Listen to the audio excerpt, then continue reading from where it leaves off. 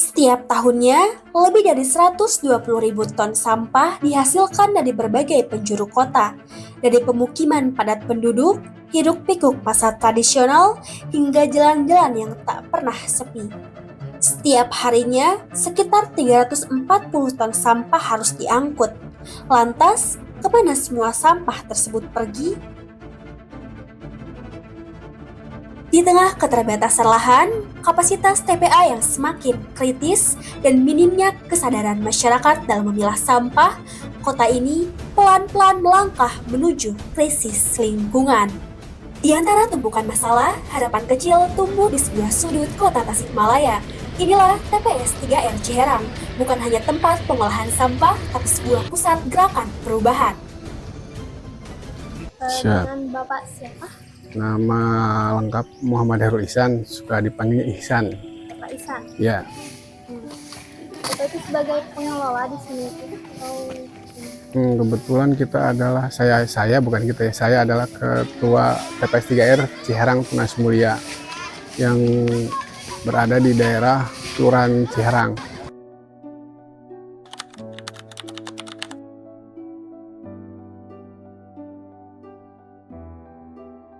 Lahirnya TPS 3R itu berawal dari pergerakan bank sampah di Kelurahan Ciherang, Nah, Ciherang itu memiliki 7 bank sampah unit.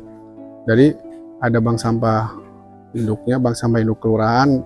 Jadi di tiap RW itu didirikan bank sampah unit gitu. Namanya sama, Ciherang Tunas Mulia. Yang ngebedainnya itu pakai kres. Kres 1 itu menandakan RW 1 gitu. Kres 2 itu berarti menandakan bank sampah yang ada di RW 2. Jadi kita satu manajemen dari bank sampah Kelurahan Ciherang sampai ke RW-nya sama namanya. Cuma yang ngebedain itu pakai kres aja gitu. Nah, dari 2020 kita mulai pergerakan bank sampah itu sampai sekarang. Nah, tahun 2022-2023 kita mendapatkan program TPS 3 dari Kementerian Lingkungan Hidup.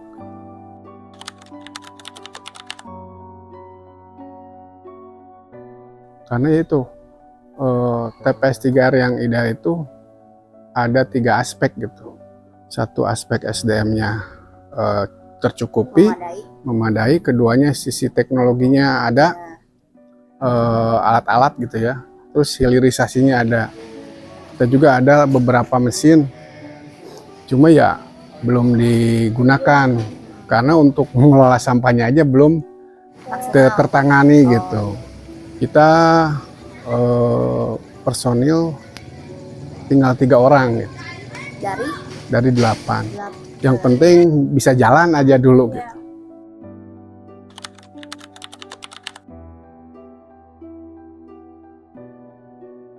Jadi TPS 3R itu diurus itu, dikelola itu sama KSM, namanya Kelompok Swadaya Masyarakat. Nah, untuk awal-awal pergerakan itu mesti adanya campur tangan pemerintahan. Untuk dari sisi operasionalnya, biaya operasionalnya dan lain sebagainya. Kita itu mestinya pemerintahan Kota Tasikmalaya bersyukur dengan adanya program TPS 3R dari kementerian. Aturan seharusnya itu pemerintah Kota Tasikmalaya istilahnya membantu, karena itu adalah tanggung jawab dari Pemkot atau Pemkab. Meskipun ya kita alhamdulillah dapat dikasih mesin dari DLH Kota Tasikmalaya, itu juga udah alhamdulillah. Cuma dalam artian yang terpenting itu kan siapa yang menggerakkan mesin itu dan siapa yang mengelola itu.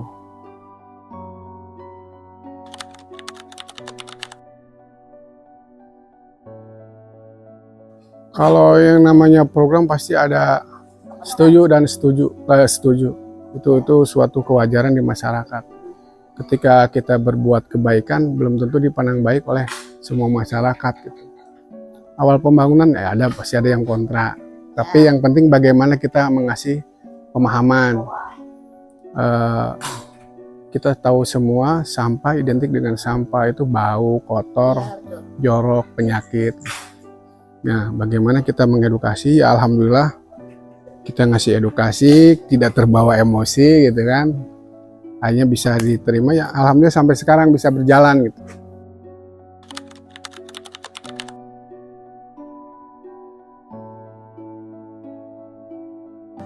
Jadi gini, di TPS 3R Ciherang Tugas Mulia itu ada yang pelayanan umum, dalam artian hanya terpisah sampah organik dan anorganik, ditarik sama petugas.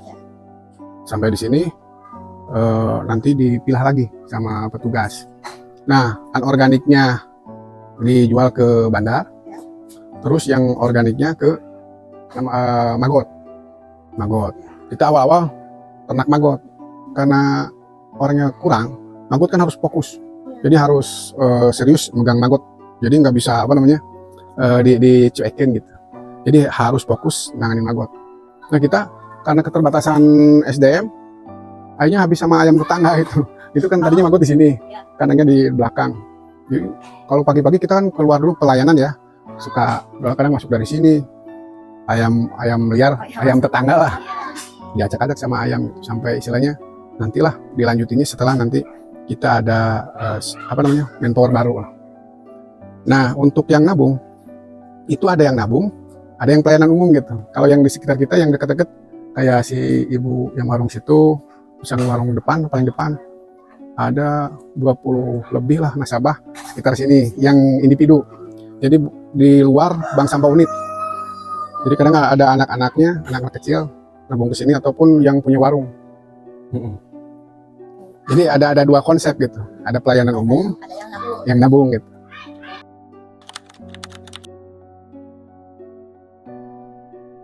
Masih baru gitu.